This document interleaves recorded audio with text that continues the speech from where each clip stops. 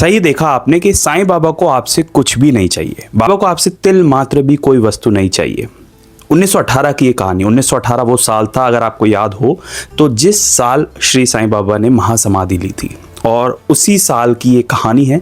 और सबसे ख़ास बात यह है कि ये जब नवरात्र ख़त्म होते हैं, जब रामनवमी आती है, तो श्री रामनवमी के उत्सव की कहानी है। रामनवमी के शाम क्या हुआ और किस तरीके से बाबा ने ये साबित कर दिया कि उन्हें आपसे कुछ भी नहीं चाहिए। अगर आप सच्चे प्रेम से आएंगे तो वो एक छोटी सी पत्ती भी स्वीकार कर लेंगे, या फिर अगर आप अहंकार के साथ बड़े बड़े सिंहासन लेकर आएंगे या फिर कुछ बहुत कीमती वस्तु लेके आएंगे तो वो उसे भी ठुकरा देंगे।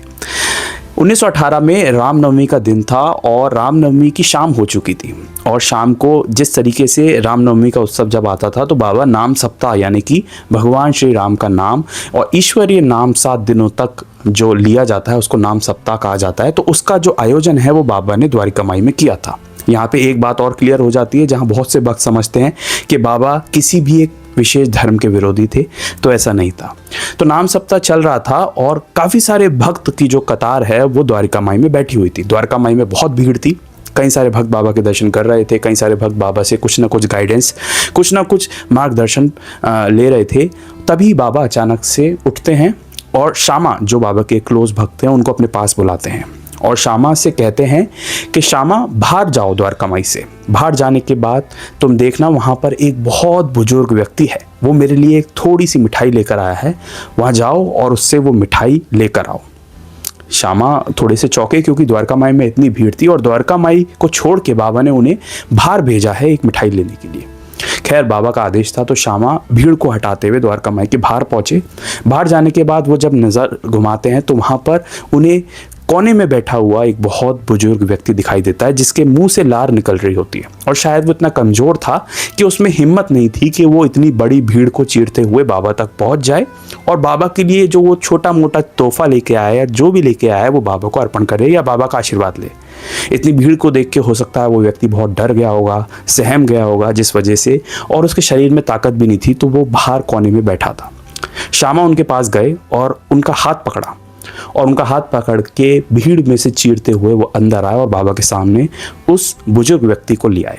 वो बुजुर्ग व्यक्ति के आंखों से आंसू आने लगे और वो हैरान था कि आखिर बाबा ने उन्हें इस भीड़ के बीच में से कैसे देख लिया। अंदर आने के बाद बाबा उनसे बोलते हैं कि तुम मेरे लिए कुछ लाए थे। जब वो बुजुर्ग व्यक्ति अपने जेब में से छोटी सी मिठाई का टुकड़ा निकालता है और बाबा को देता है, बाबा तमाम जो भक्त थे उनके दिए हुए तोहफे थे उनको एक तरफ रखते हैं, उनकी तरफ नज़र भी नहीं उठाते, और वो जो थोड़ी सी मिठाई लेके आया था वो मिठाई अपने पास रखते हैं, और बचा हुआ जो मिठाई है वो प्रसाद के रूप में उसको वापस लौटा देते हैं। उस भक्त की आंखों से आंसू रुक नहीं रहे थे, क्योंकि वो ये सोचकर हैरान था, और असल में उसके मुंह से शब्द नहीं निकल रहे थे कि जिस भीड़ को देखकर वो बाहर बैठा रह गया, उसके बाद भी बाबा ने उसे देख लिया। चाहे वो फिजिकल आइज ना हो, पर अंतर ध्यान से बाबा ने उसको समझ लिया, देख लिया, और उसकी इच्छा, उसका जो प्रेम है बाबा के प्रति, उनको दिखाई दे गया, जिस वजह से अपने क्लोजेस्ट भक्त श्यामा को बाबा ने बाहर भेजा और उस व्यक्ति को अंदर लाने को कहा। बाबा ने उसको दर्शन दिए और उसके बाद बाबा ने अपना हाथ जो है वो उसके सर पर रखा, उसको ब्लेसिंग्स दी, उसको आशीर्वाद दिया। तब उसकी जो है विदाई वहाँ से द्वारका माई से हुई। ये कहानी आपको बहुत छोटी लगेगी, लेकिन सुनने में ये बहुत हैरान कर जाती है, क्योंकि एक तो रामनवमी का, और ये वही साल था बाबा ने महासमाधि ली। यहाँ पर 2 बातें आप ध्यान रखिए। पहली बात तो ये कि वो इतना बुजुर्ग व्यक्ति था कि उसको द्वारका माई के अंदर आने की भी हिम्मत नहीं थी, तब भी बाबा ने आप किसी ना किसी तरीके से उसको अपने पास खींच ही लाए। और दूसरी बात ये कि 1918 का साल था जिस साल बाबा ने महासमाधि ली, और बाबा भी इस बात को जानते थे कि ये व्यक्ति की हिम्मत नहीं है अंदर आने की, क्योंकि इतनी भीड़ है या फिर जो भी कारण है। लेकिन अगर आज ये मेरे सामने नहीं आ पाता तो ये आज के बाद, यानी कि इस साल के बाद, कभी भी मुझे फिजिकल बॉडी के रूप में नहीं देख पाएगा, क्योंकि 1918 वही साल था जब बाबा ने अक्टूबर में जाके महासमाधि ली। तो कहीं ना कहीं बाबा को भी ये बात के बारे में मालूम था, इसलिए बाबा ने श्यामा को भेज के उसे अपने पास बुला लिया कि तुम आओ और यहाँ पर मेरे दर्शन करके जाओ। क्योंकि उस साल के बाद अगर वो व्यक्ति को तो नहीं पता था, अगर वो व्यक्ति चूक जाता या वो दर्शन नहीं कर पाता तो वो ज़िंदगी भर ये बात सोचता रह जाता कि 1918 का वो साल जब वो गया भी था और बाबा के दर्शन नहीं कर पाया, और उसके बाद बाबा ने महासमाधि ले ली, तो फिजिकल रूप में बाबा को वो नहीं देख पाया। तो बाबा उसके मन में कोई गिलानी ना रह जाए, उसके मन में कोई संकोच ना रह जाए, उसके मन में कोई डाउट ना रह जाए, जिस वजह से बाबा ने खुद उसे अपने तक खींच लाए। तो ये कहानी हमको यही बताती है कि भले ही बड़े बड़े तोहफे हों, लेकिन अगर आप एक छोटी सी पत्ती भी देंगे, वो भी प्रेम से देंगे, तो बाबा उसे स्वीकार कर लेंगे, क्योंकि जो खुद सबको देता है उसे किसी भी चीज़ की आवश्यकता नहीं होती।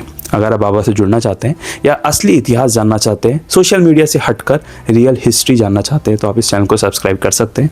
मैं बाबा से जुड़ी हुई कहानियाँ अलग अलग किताबों से पढ़ता रहता हूँ, समझता रहता हूँ और अपनी समझ के अकॉर्डिंग आप तक पहुँचाता रहता हूँ। मिलेंगे एक नेक्स्ट वीडियो में एक नई कहानी, एक रियल हिस्ट्री के साथ। तब तक के लिए ओम साई राम।